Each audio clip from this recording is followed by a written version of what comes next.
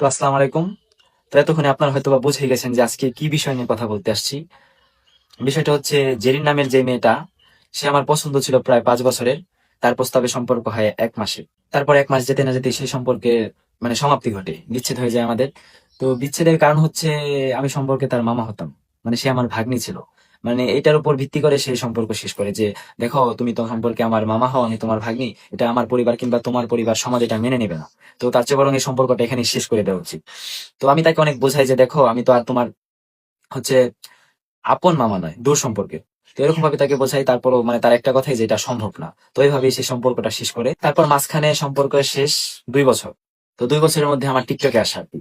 তাকে নিয়ে আমি কবিতা লিখতাম, জেরিনকে নিয়ে আমি কবিতা লিখতাম।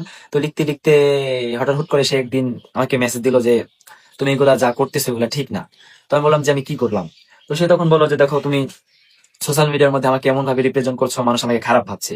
আমার সমস্যা হচ্ছে ফ্যামিলিগত ভাবে, প্লাস আমার যে স্কুলের টিচার সেও বলছে যে এই ছেলেকে এরকম কিছু করছে, তুমি আমার ছবি ছাড়ছো, প্লাস আমাকে নিয়ে আমার আমার নাম উচ্চারণ করছো বারবার, এগুলো বন্ধ করো, এতে করে আমার সমস্যা হচ্ছে। তো আমি তখন ভাবলাম যে আমি চাই না আমার জন্য কারো সমস্যা হোক। আমি তাকে নিয়ে তার নাম কিংবা তার ছবি এগুলা সব টোটালি দেওয়া অফ করে দিলাম। তারপর কিছুদিন যেতে বেশ কিছুদিন যেতে না যেতে হুট করে দেখলাম যে সেও আবার টিকটকে আসছে। সে সেখানে তার ছবি দিয়ে ভিডিও আপলোড করতেছে।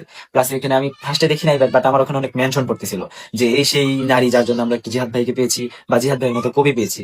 তো আমি তখন সাথে সাথে তাকে মেসেজ দিলাম যে, তুমি কেন টিকটক অ্যাকাউন্ট আবার ক্রিয়েট করছো? এই কারণে তো এখন তোমার প্রবলেম না হয়, তাহলে তুমি এগুলা কেন করতেছো? তো সে বললো যে, আমার ইচ্ছা, আমার যা ইচ্ছা আমি তাই করবো।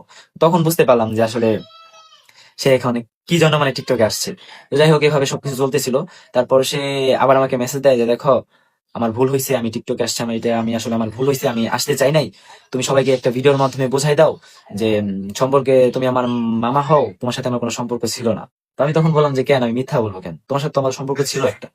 হয়তো ওই সম্পর্কটা ক্ষণিকের জন্য ছিল, তুমি টাইম পাস করতে আসছিলা, এরকম ছিল, কিন্তু আমাদের তো একটা সম্পর্ক ছিল। ও বলেছিল যে, না তুমি যদি আমার ভালোবাসা থাকো, তাহলে তুমি সবাই বোঝাই দাও যে আমাদের সম্পর্ক ছিল না, জাস্ট এমনি আমরা ফ্রেন্ড কিংবা মা ভাগ্নির মতো ছিল। এরকম ভাবে একটা ভিডিও দিতে বলছিল। তারপর আমি আর ওরকম ভাবে ভিডিও দিই না, কেন আমি মিথ্যা বলতে যাবো। তো তারপর আর তার সাথে আমার কথা হয় নাই, সে হয়তো বা এই রাগ নেই আমার উপর, আর কথা বলে নাই। তো সবকিছু এইভাবে চলতেছিল। তারপর আমি তাকে বারবারই বোঝাই যে, দেখো এই সম্পর্কটা তুমি ঠিক করো, আমি আর পারতেছি না, আমার ভালো লাগতেছে না এইসব আর। তুমি এই সম্পর্ক ঠিক করো, নয়তো আমি মারা যাবো, আর নয়তো অন্য কাউকে বিয়ে করে নেবো। একটা টাইম দিয়ে থাকে যে, তুমি এই সম্পর্কটা যদি ঠিক না করো কিংবা আমার বিয়ে না করো, তাহলে আমি 27 তারিখের মধ্যে বিয়ে করে নেবো, নয়তো মারা যাবো। দুইটা কথা বলি তাকে। তো সে বলে, তোমার যা ইচ্ছা তাই করো, এগুলো সে পাত্তাই দেয়নি। সে ভাবছে হয়তো বা যে এমনি বলতেছি। তো যাই হোক, মরতে পারিনি, তবে বিয়ে করিনি। বিয়ে করি জুই নামের যে মেয়েটা, তাকে বিয়ে করার তাকে কিভাবে বিয়ে করি? প্রথমত হইতেছি গিয়া, আমি আমার মেসেজ রিকোয়েস্ট যখন চেক দিই,